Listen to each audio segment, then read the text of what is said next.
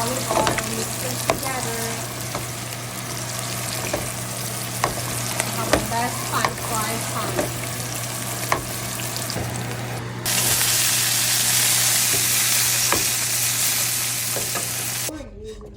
Garlic rice, fried rice, salmon, What a broken broccoli, and spinach. In a broken